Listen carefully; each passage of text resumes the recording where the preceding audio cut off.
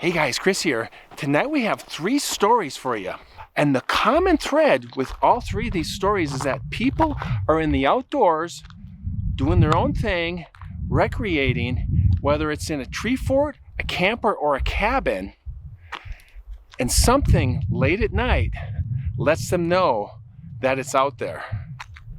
That's next.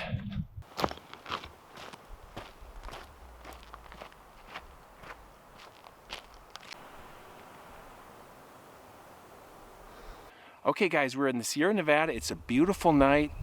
Summer's just around the corner here, and I got one of the frog ponds behind me, and this thing's gonna turn on later, but we're gonna go to different locations for the other stories. So for tonight's beer, we have, it's called Totally Chill. Check that out, isn't that awesome? And that is a hazy IPA by Hopworks Urban Brewery, India Pale Ale. Oh, there we go. I love the the hippie squatch right there. And that, oh, you can see the color on that. A little sudsy. There we go. That was in my pack for a while there while I was hiking.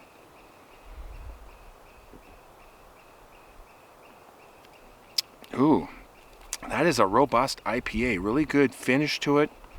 Got a very beer flavor and really tasty. I'm not sure what the alcohol content is, but that is a Hopworks Protect Our Planet, it says right there. So, and Totally Chill. So chilling with a squatch. So cheers.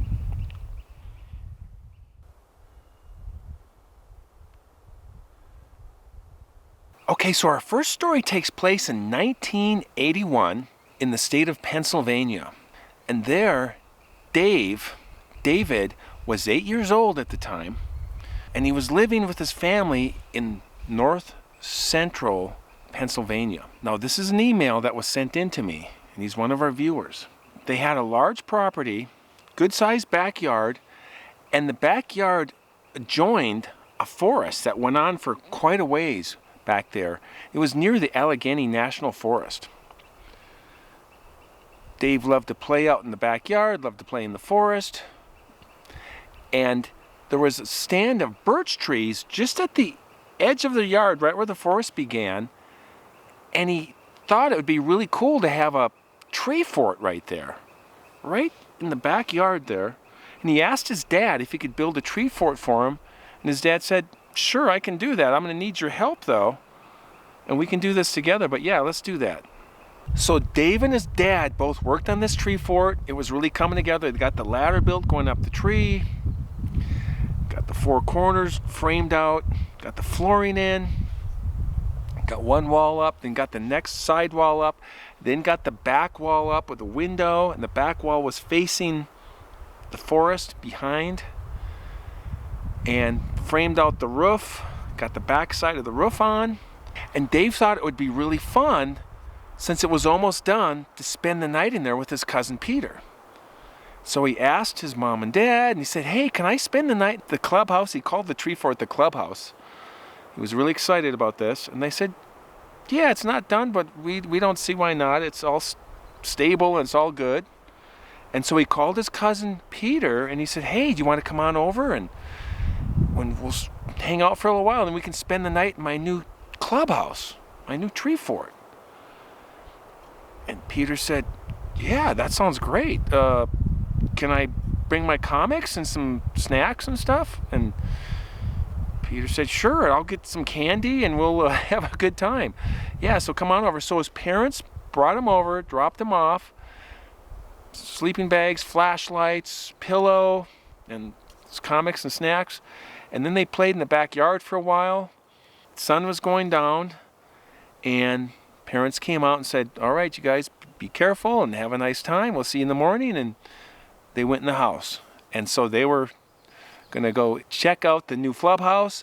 So they climbed in, brought the sleeping bags, rolled them out, got the pillows, got the flashlights in position, and the comics and the candy, and they were just having a good time hanging out. And it was starting to get late. They looked back at the house. They could see the lights were now off in the house. It was dark. There was no moon out that night. It was a dark night, but the stars were out, and they felt really comfortable, really cozy, and they had each other, and they were just having a good time, talking about what they want to do this summer, and it was starting to get really late. They were in their sleeping bags, lying down, still talking a little bit, but feeling really tired. And just then, they heard behind the tree fort in the forest some movement. Like somebody was walking back there. And right away there was like a chill. They got this chill feeling, like their hair was on end. Like, what in the world is that? Because it was a clear night. No wind, and there's no houses or anything back there. There's no roads or anything. It's just a forest. Then they could hear the trees, a couple of trees start swaying back and forth.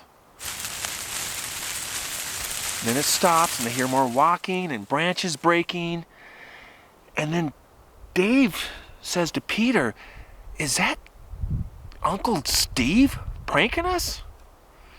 They had kind of a crazy uncle that they thought maybe it's Uncle Steve messing around with us.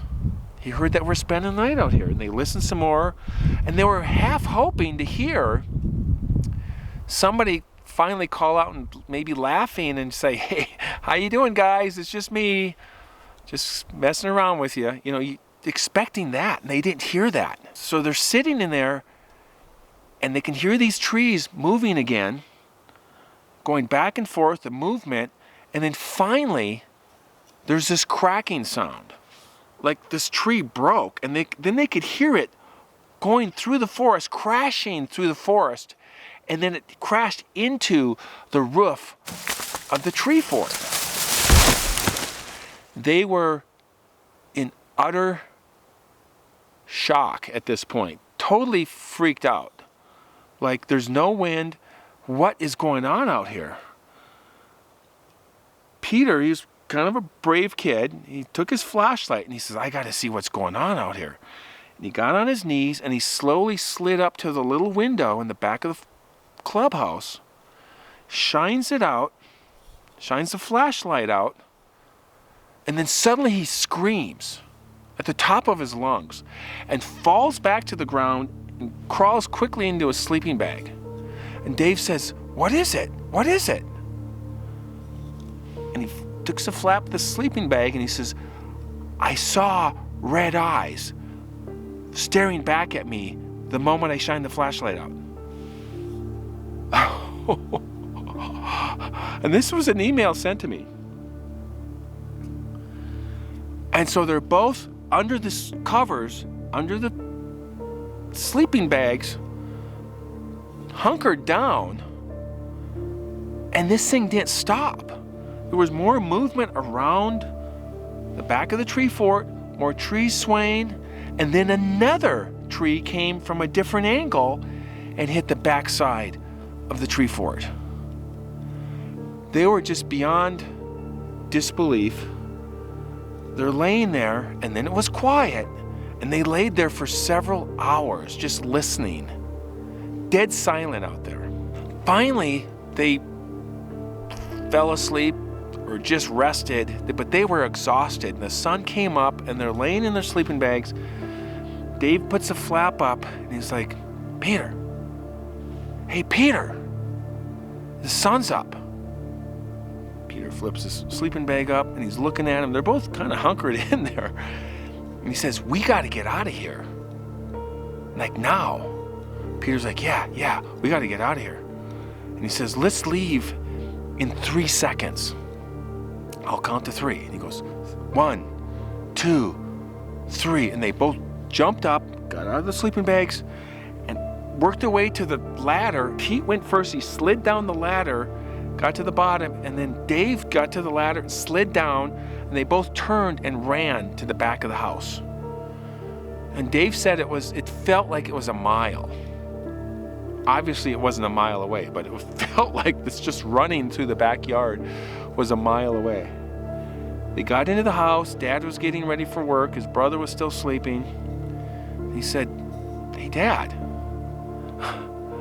were you guys, you and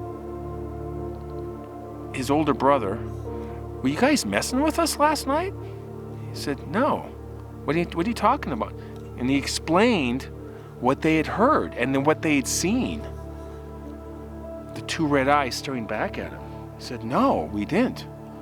And your brother, he went to bed about 11 o'clock and he was watching TV in his room, and then I finally turned the TV off at about 10:30, went to bed. But no, we were not messing with you guys. And so they went out and looked behind the tree fort, and they saw these two trees, and right away Dave knew it couldn't have been his uncle or his dad or his brother, because these trees are way too big and they were just pushed over into the clubhouse. Dave also mentioned that he talked to his brother-in-law about a week later. He was a couple years older, and he told him what happened to him and Peter in the tree fort. And his brother-in-law said, I don't know if you know this, but there's been stories, crazy stories of things happening in the next county about a white Bigfoot. So that is our first story. So this represents story number 1.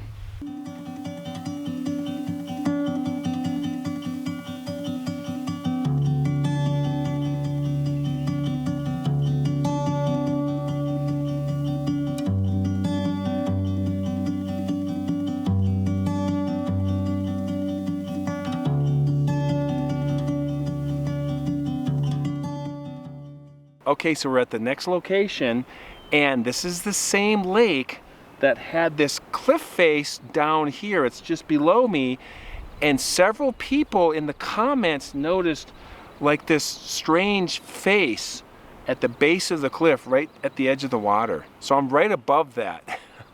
It's pretty cool. For a drink this time, I'm just going with a bubbly, sparkling water, cherry bubbly. I'm not going to be drinking beer this time. Otherwise I'd be drinking 3 beers and wandering around the forest. That's not a good idea, so I drink in moderation. There we go. Don't look like beer. It looks like 7-Up or something.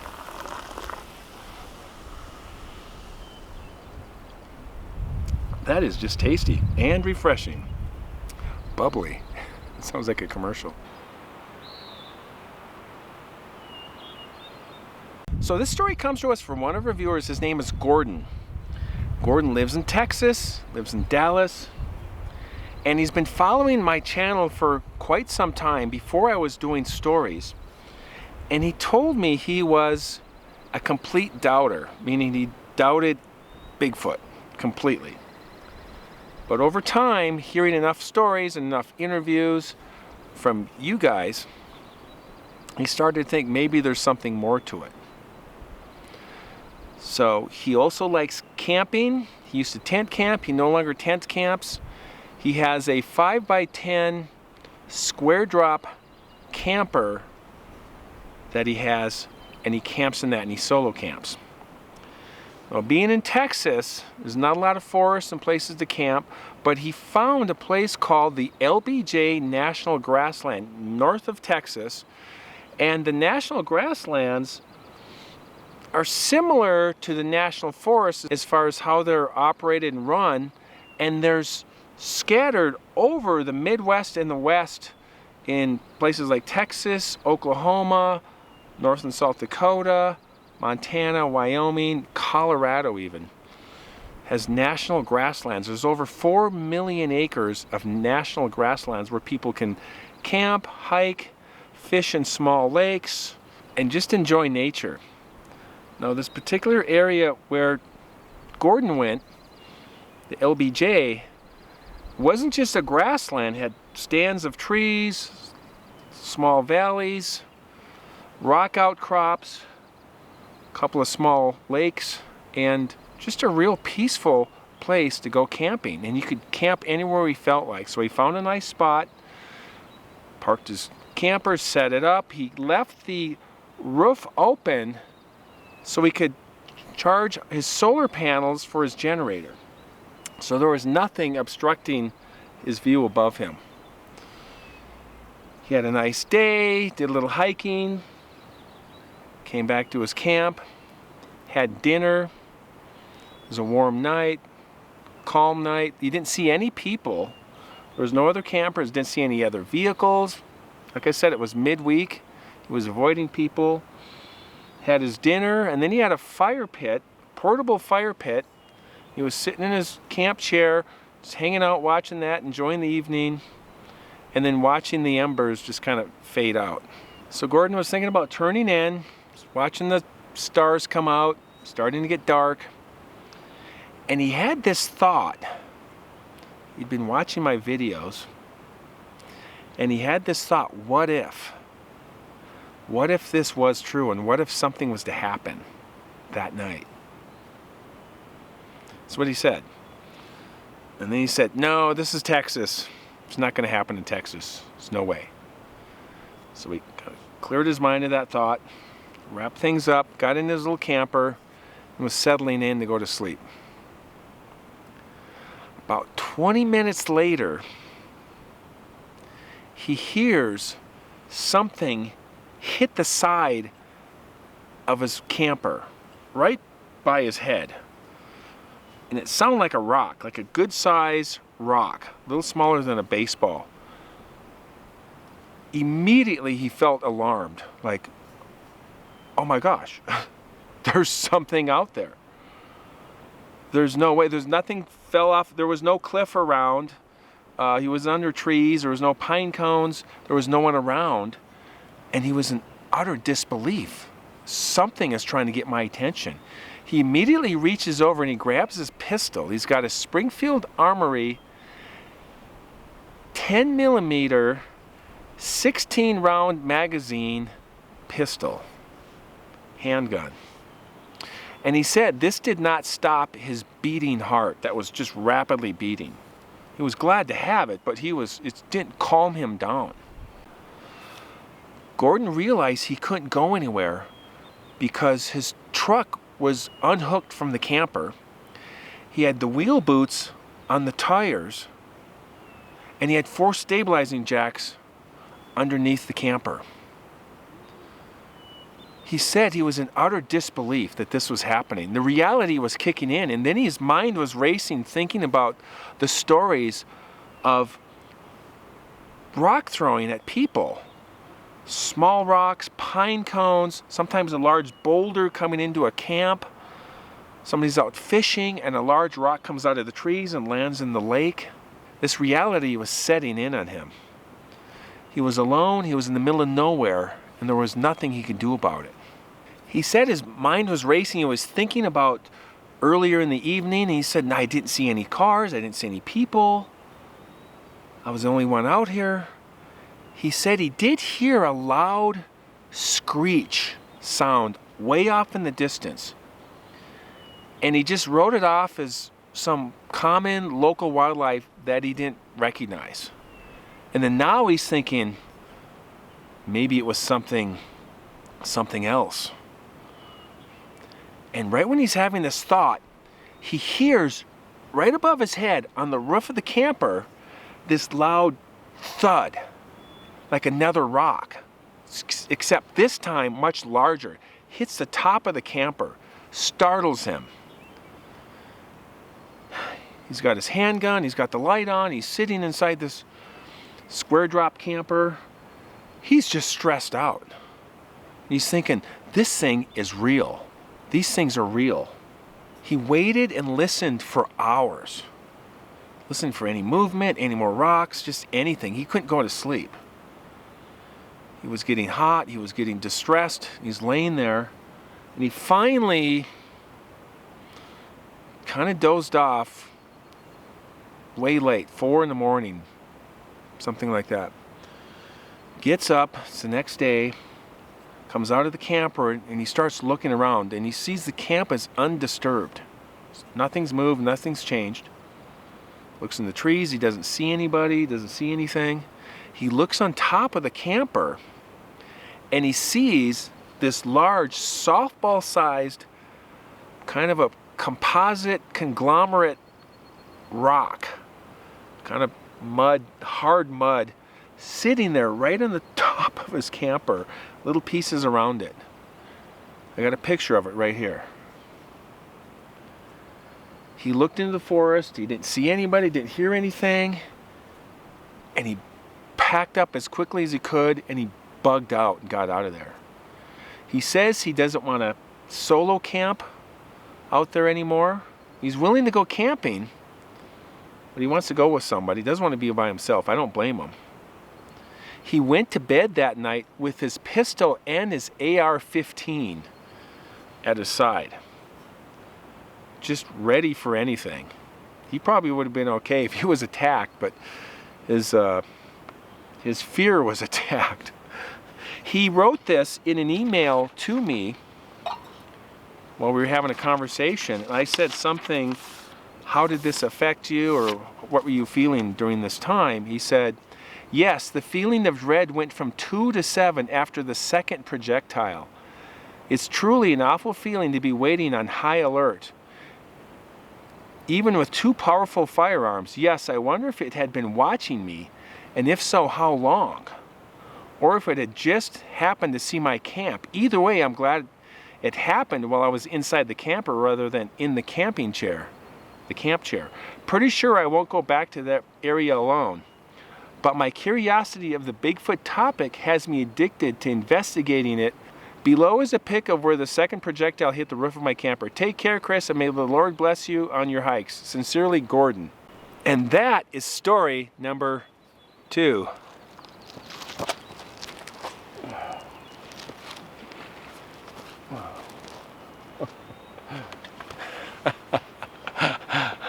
It's quite a bit farther on this one.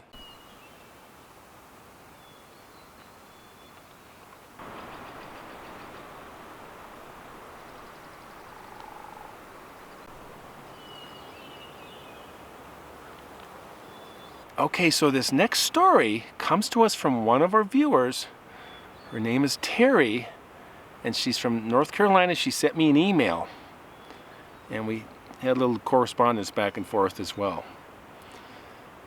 She's living in North Carolina. She's married to her husband, and at this time, her husband wanted to go visit his aunt up in West Virginia, and he was going to go with his cousin. Now the problem with this was that they had 2 dogs, and he always slept with the dogs. I don't know the exact arrangement. I don't know if they were in the bed or in the dog beds on the floor, but the point is that when he was around, the dogs slept better. They were more quiet and comfortable.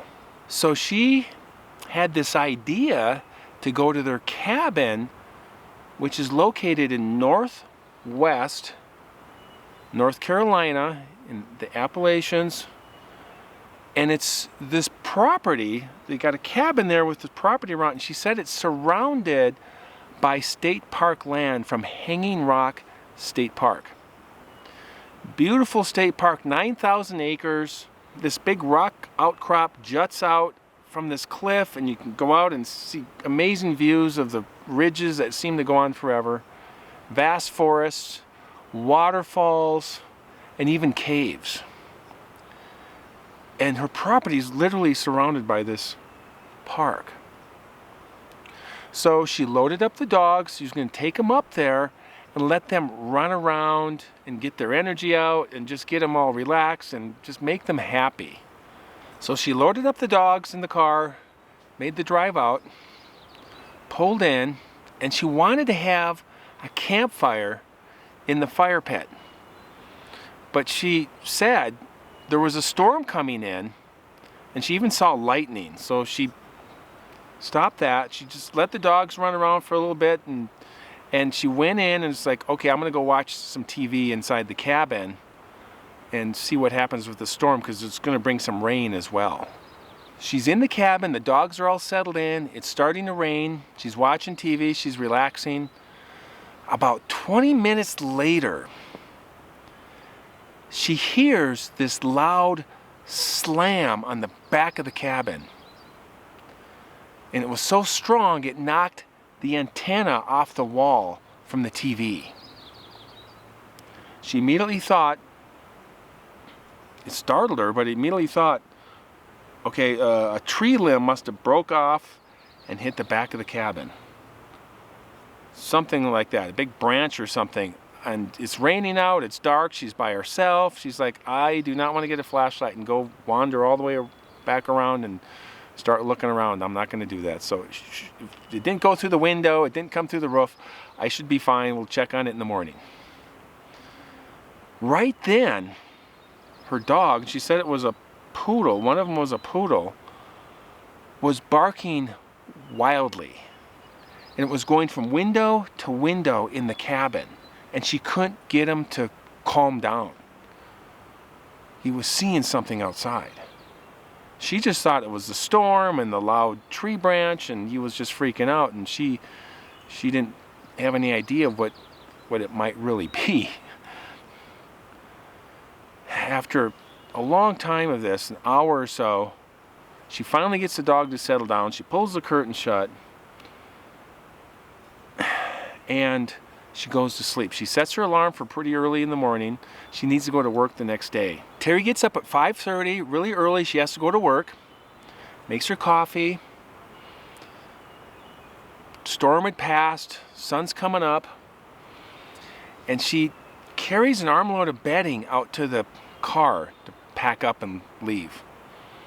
Puts it in the car, and she turns. And as she turns, she's looking towards the backyard, and as she's heading towards the house, and she sees, not 30 feet away, squatting next to the tree line, this large dark shape sitting there kind of hunkered down with these big dark shoulders and this smallish head, and it was staring right at her.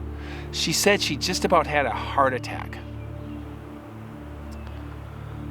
She couldn't remember what she did next, but she knew she had to get the dogs. And she didn't remember getting the dogs, but she ran in the house, got the dogs, and her only thought is get the dogs and leave. Get the dogs and leave. That was her only thought. So she ran and grabbed the dogs, and she made sure they weren't looking towards the backyard. Got him in the car and took off for home. She said as she was driving away, she thought, oh my gosh, this thing was probably hanging out in the backyard all night long. That's why her dog was going crazy. And there was an apple tree, some apple trees in the backyard, and it was near them. And so she thought she may have disturbed it while it was getting apples off the tree. In fact, a couple weeks earlier, the apples were just hanging off this tree, ready to drop, but they hadn't dropped yet. And they noticed the top of this apple tree where apples were missing at the top of the tree, and they thought it was really weird because the apples weren't ready to drop. Just crazy. She sent me a response email to some questions I had, and I'm just going to read that. And then I asked her, could you describe more detail what you saw? All I saw was this huge black silhouette. I am 5'3", and it was squatting, and it was still much taller than me. But all I could think was that it was hanging around outside all night long, and I had no idea. But my dogs knew, though. They knew. That is why she would not calm down. My husband thought I was nuts when I told him about this. But one day, about a year later, he was up at the cabin, and he was on a swing in the backyard, and he laid down to take a nap. And he said he heard this loud howl coming from the park. It scared him to death. Now, he was raised on that land. He had never heard anything like that before. Nothing. It must have been bad, because he will not go there and stay there without me. His grandmother, who had lived on the state park land back in the 20s, was berry picking one day with another woman. They heard something fighting and looked over a cliff and saw what they said were two huge, hairy men fighting down below this cliff. Wow. It scared them so bad she would never go outside without taking an army pistol with her. What does it sound like she saw? No one ever heard of Bigfoot then. She called them wild hairy men. That's what they used to call them before Bigfoot. That was coined in the 1950s, late 50s. That is our story and email from Terry from North Carolina. Thank you, Terry. That was a pretty wild story, and I hope she's okay. Obviously, they got a visitor that comes in the fall and enjoys their apples and occasionally wants to let him know he's there. Oh my gosh. Well, I gotta throw 3 rocks now, so let's see if I can hit the lake. Story number 3 is done.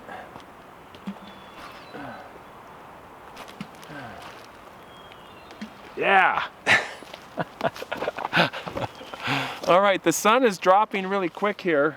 It's literally going to be dark in minutes, because once it goes behind the ridge like that, it's like somebody hits a light switch, it just goes shoop. It's dark. So, well, I got my lantern, so I guess we will have you guys hike out with me. I'm going to go probably the long way around the lake, and my car is over that way.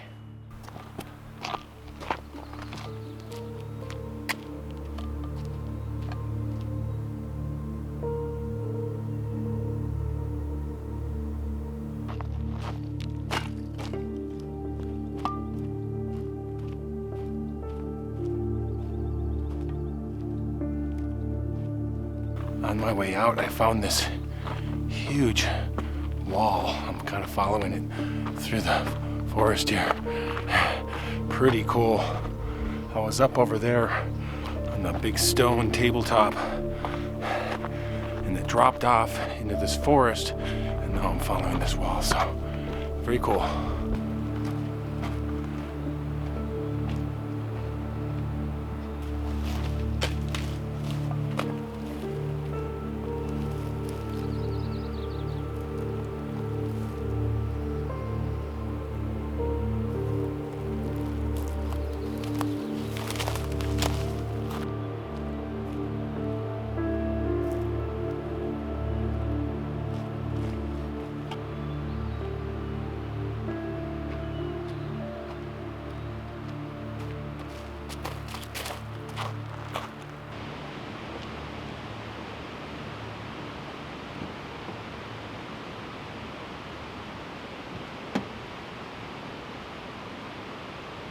Having fun with it out here. So, all right, you guys, if you guys like stories about the strange, unexplained, and things that go bump in the night, please like and subscribe. You guys always know how to do that. And if you have your own story about something crazy happened to you while you're out in the outdoors, camping, hiking, or sleeping in a cabin, send it to Base Camp Chris 2. I'll take a look at it, and we'll see what we can do. All right, you guys, thanks for watching. We'll see you next time. Keep hiking.